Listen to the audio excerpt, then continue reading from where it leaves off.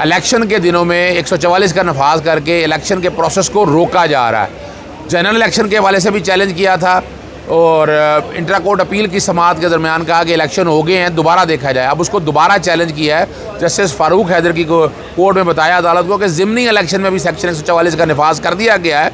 अदालत ने मामला chief justice Lahore high court को भिजवा दिया है कि ये मामला डिवीज़न बेंच के पास भेजा जाए या जस्टिस शाहिद बिलाल हसन इस सारे मामले को देखें। अस्सलामु अलैकुम। मोहम्मद अज़हर सिद्दीक अपने प्रोग्राम मैच भी उसके साथ हाजिर खिदमत है। आज काफ़ी गहमा गहमी का दिन था। लाहौर हाई कोर्ट में बहुत ही अहम मुकदमात की समाअत थी। वो किसी और जगह आप नहीं देख पाए होंगे। जो बराह रास्त मैंने बहस की है वो मैं आप तक कोशिश करूँगा बयान करूँ। प्रोग्राम के शुरू में आपने प्रेस कॉन्फ्रेंस देख ली। दफ़ा 144 के हवाले से जो मैं नुक्ता नज़र कहा था। प्रोग्राम के आखिरी हिस्से में आप जो मेरी मीडिया टॉक है दोनों इश्यूज़ के ऊपर, सेक्शन 215 के ऊपर और सेक्शन 232 के ऊपर तायाद नाली के हवाले से, वो मीडिया टॉक आप आखिर में देखेंगे। और इमरान खान और शाह महमूद कुरैशी को सज़ा देने वाले जज के तबादले की सिफारिश आ गई। बुशरा बीबी के तभी मायने के बाद एम्स डॉक्टर की मेडिकल रिपोर्ट सामने और आगे क्या कहा है। और बाकी जो सबसे अहम मामला है वो इमरान खान और बुशरा बीबी के इद्दत का केस है। इसमें आज प्रोग्राम को रिकॉर्ड करें, अगर आज बहस चल रही हुई तो इसमें मैं आज बरीयत देख रहा हूँ, नहीं तो एक आध डेट और पड़ेगी। इमरान खान बुशरा बीबी इसमें बाइज़्ज़त बरी हो जाएंगे और ये बड़ा ज़रूरी है। और ये अगर हम ना समझ सकें, ठीक है ना जी, तो बड़े बड़े मसाइल पैदा होंगे। अमेरिका जो है वो बेवकूफ़ बना रहा है और पाकिस्तान पाबंदी लाने का इशारा, यानी हालात लगता है कि चल रहे हैं कि इमरान खान आने वाला है, तो वो डर और खौफ तो है ना इमरान खान का। और ईरान के साथ नए मुआहदे करने पर अमेरिका ने एक बार फिर पाकिस्तान पाबंदियाँ आयद करने का इशारा दे दिया। अमेरिका वजारत ख़ारजा के नायब तर्जुमान ने प्रेस कॉन्फ्रेंस में कहा कि ईरान के साथ कारोबारी मुआहदों को बढ़ावा देने वालों को वार्निंग देते हैं। उन्होंने कहा पाक ईरान नए मुआहदों में अगर पेशरफ्त हुई तो पाबंदियों का सामना कर सकता है। और उन्होंने ये भी कहा कि ये मुआहदे के ज़िम्मेदारों को पाबंदियों के ख़तरे से आगाह रहना चाहिए। पाकिस्तान इराक़ के साथ अपनी खारजा पॉलिसी के तहत देखे। अब ये धमकी दे दी है तो डर तो फिर इमरान खान का है ना। इमरान खान यहाँ होता तो जवाब मुँह तोड़ जवाब मिलना था, लेकिन यहाँ क्या करना है कि जो ऑपरेशन रजीम चेंज के ज़रिए आई हुकूमत है उसने क्या करना है। सबसे पहले मैं आपके सामने रखता हूँ दफ़ा 144 जो इलेक्शन के दिनों में लगा देते हैं। प्रोग्राम के शुरू में देख लिया। आपको पता है कि इलेक्शन हो रहे हों तो इलेक्शन में तो गहमा गहमी होनी है, लेकिन प्रेशर डालने के लिए, झूठे पर्चे देने के लिए निगरान हुकूमत भी यही करती रही है। और निगरान हुकूमत ने दफ़ा 144 का नफाज किया था इलेक्शन में और वो मैंने चैलेंज किया था। 6 फरवरी को खारिज कर दिया गया कि बिल्कुल लगाई जा सकती है। ड्रामा क्या कहना या हालात कैसे मेरे कि जो निगरान हुकूमतें थी कि जनाब लोग वेपन लेके निकलेंगे, रोका उनको। वो भाई अगर वेपन लेके निकलेगा तो फौजदारी पर्चा बनता है, ताजरत पाकिस्तान के अंदर लिखा हुआ है, तो इसमें रोकने वाली मेरी खुद समझ से बालातर था। ये मामला चैलेंज किया था। वो 6 फरवरी को इलेक्शन से पहले खारिज कर दी दरख्वास्तें और फ़ैसला बहुत लेट, गालिबन मार्च में जाकर फ़ैसला आया।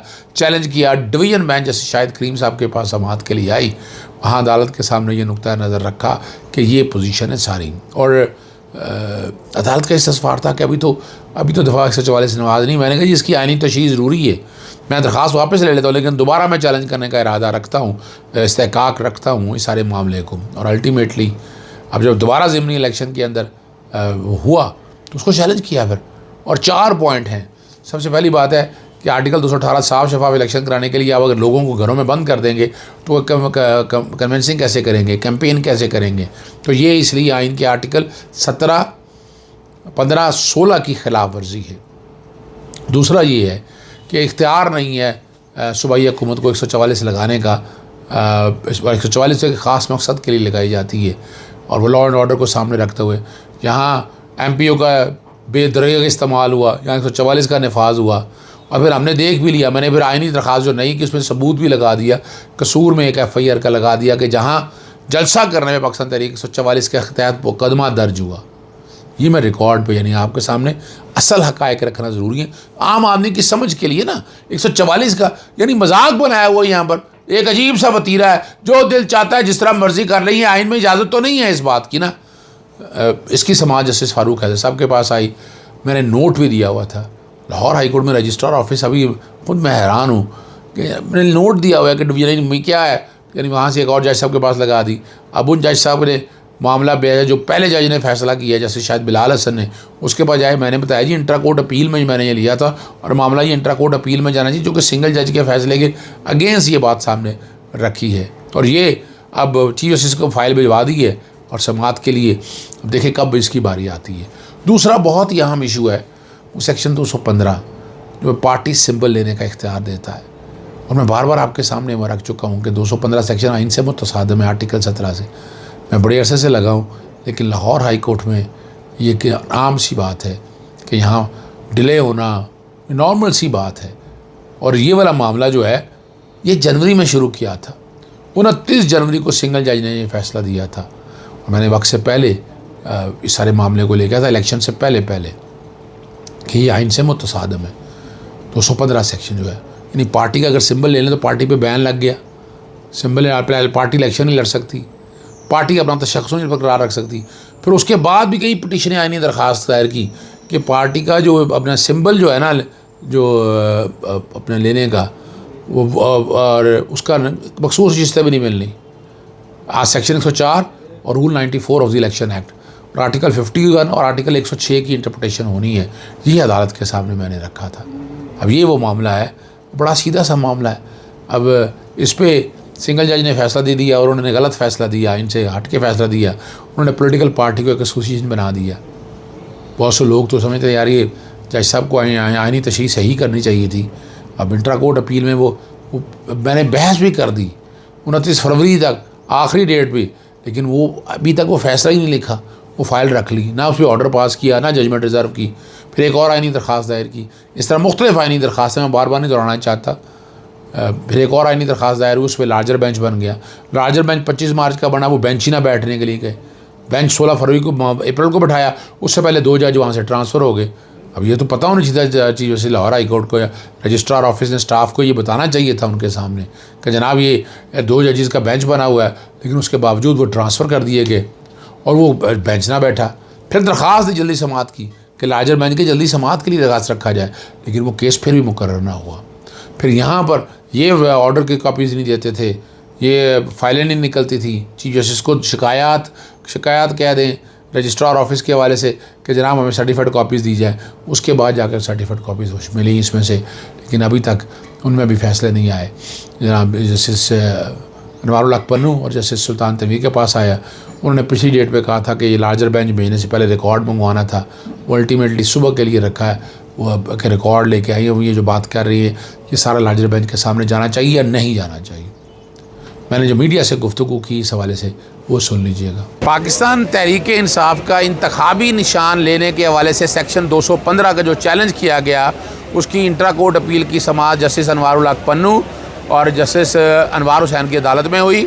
अदालत ने लॉ ऑफिसर से रिकॉर्ड मांगा कि इस नोयत के जो कितने केसेस हैं सारे अदालत के सामने रखे जाएँ, ताकि अदालत देखे कि ये मामला लार्जर बेंच के पास जाना है या इसी बेंच ने देखना है। अदालत ने केस की समाअत सुबह के लिए मुलतवी कर दी। अब आते हैं सेक्शन 232 के हवाले से।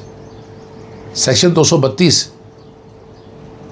इतायात नाहली को ख़त्म करने के लिए नवाज शरीफ और जहांगीर तरीन के लिए सेक्शन तरमीम की गई इलेक्शन से कबल। ये तरमीम जो है आइन से मुतसादिम है। एक तो आर्टिकल 62 जो है वो क्वालिफ़िकेशन की बात कर रहा है। किसकी बात कर रहा है? क्वालिफ़िकेशन की। तो क्वालिफ़िकेशन में डिसक्वालिफ़िकेशन कहाँ से आ गया? अब वो डिसक्वालिफ़िकेशन क्या है कि उन्होंने तरमीम कर दी आर्टिकल 62(1)(f) को। पार्लियामेंट तो इसके लिए आइन तरमीम करना होगा, 2/3 अक्सरियत की ज़रूरत है इसके लिए। और यही मामला जेड़ा जनाब जस्टिस आबिद अजीज़ शेख और जस्टिस अनवार हुसैन के सामने आया मामला, और जो मैंने मीडिया से गुफ्तगू की वो ज़रा सुन लीजिएगा। नाहिल करने की इंट्रा कोर्ट अपील की समाअत जस्टिस आबिद अजीज़ शेख और जस्टिस अनवार हुसैन के पास हुई। नवाज शरीफ को फ़ायदा देने के लिए आर्टिकल 62(1)(f) के तहत तशरीह के हवाले से सेक्शन 232 में तरमीम की गई थी। सेक्शन 232 की तरमीम के हवाले से 5 साल की सज़ा के जबकि ताहयात नाअहली थी। लाहौर हाई कोर्ट को बताया गया कि सेक्शन 232 की तरमीम करके आइन के आर्टिकल 62(1)(f) में तरमीम की गई है। आइन में तरमीम के लिए 2/3 अक्सरियत चाहिए, जबकि सादा अक्सरियत हो नहीं सकती। और ये मामला अहलियत का है, अहलियत का है। नाअहलियत के हवाले से तो आप मुकर्रर कर सकते हैं, जो कि आर्टिकल 63 में ये बताया गया है, लेकिन जहाँ तक अहलियत के हवाले से ये नहीं बताया गया। अदालत ने सुप्रीम कोर्ट के फ़ैसले का हवाला मांगा, बताया गया कि 232 सेक्शन के हवाले से अदालत ने तशरीह नहीं की है, ना वो चैलेंज किया गया था। जजमेंट की कॉपी मांग ली है और केस की समाअत अगले हफ्ते के लिए मुलतवी कर दी है। आपको समझ आ गया सारा? कोई और ज़रूरत होगी तो मुझे पूछ लीजिएगा, वरना मैं दोबारा आपके सामने रख दूँगा। अगले हफ्ते के लिए इस केस की समाअत मुलतवी हुई है। और पेम्स के 3 रुकनी डॉक्टर्स की टीम ने बुशा बीबी का मुआयना किया और रिपोर्ट को तसल्ली बख्श करार दिया है। खाने में एहतियात कर दी है, गले और बाएं हाथ में दर्द की शिकायत की, दिल की धड़कन तेज़ होने की शिकायत की। डॉक्टर सिद्रा ज़हूर, डॉक्टर हुर और डॉक्टर बुशरा लियाकत शामिल है। और आला हुकाम को ने रिपोर्ट भिजवा दी। हर एक के सामने है जो हालात और वाक़यात क्या हैं। अब क्या कह सकते हैं, जो हालात आपके सामने हैं वो तकलीफ़ दे बात है। इमरान खान शामी को सज़ा से होने जज के तबादले की सिफारिश। इस्लामाबाद हाई कोर्ट ने खुसूसी जज अबुल हसनात जुल्करनैन को अपने मुतलका डिपार्टमेंट में वापस भेजने का फ़ैसला कर लिया है। खुसूसी जज के इंस्पेक्शन जज जस्टिस मोहसिन अख्तर खानी चीफ इस्लामाबाद हाई कोर्ट को अबू हसनात जुल्करनैन को वापस भेजने की सिफारिश इरसाल की। सिफारिश में कहा गया है कि जज अबुल हसनात जुल्करनैन की खदमात लाहौर हाई कोर्ट को वापस कर दी जाए। सरकारी रकमों के खिलाफ हाई कोर्ट में दरख्वास्त दायर होगी। सदर नान भाई एसोसिएशन ने लाहौर हाई कोर्ट में दरख्वास्त दायर कर दी है कि रोटी 16 और नान 20 रुपये में फ़रोख्त नहीं कर सकते। और इस्लामाबाद हाई कोर्ट ने वाक़ई दारुल में नान रोटी के सरकारी नरखनामे के खिलाफ दरख्वास्त पर एडिशनल एडवोकेट जनरल और DC ऑफिसर जिम्मेदार कल पेश न पहुँचने की हदायत कर दी है। जस्टिस तारिक महमूद जहांगीरी ने इस दरख्वास्त पर समाअत की। उन्होंने कहा कि 15 अप्रैल को नोटिफिकेशन रोटी की कीमत 25 से 16 और नान की कीमत 30 से 20 रुपये की। वकील ने बताया कि 14 अप्रैल को रोटी सस्ती नोटिफिकेशन जारी किया। कंट्रोल जनरल ने नोटिफिकेशन पंजाब हुकूमत की नकल करते हुए जारी किया। प्राइस कंट्रोल एक्ट के तहत नोटिफिकेशन सिर्फ वफाकी हुकूमत जारी कर सकती है। जस्टिस तारिक वफाकी हुकूमत अगर रोटी सस्ती देना चाहती है तो इससे क्या मसला है कि यहाँ 3000 नान भाई हैं, सब यहाँ गरीब लोग हैं।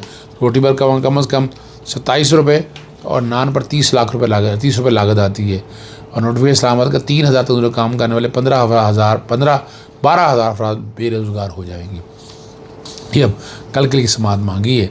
आखिर में सिर्फ बता दें कि कल 190 मिलियन पाउंड रेफरेंस में इमरान खान की ज़मानत की दरख्वास्त की समाअत होगी। जस्टिस तारिक महमूद जहांगीरी और बिलाई तौर पर चीफ जस्टिस आमिर फ़ारूक साहब और जस्टिस तारिक महमूद जहांगीरी इस केस की समाअत करेंगे। इजाज़त चाहता हूँ। अस्सलाम वालेकुम, अल्लाह हाफ़िज़। पाकिस्तान जिंदाबाद।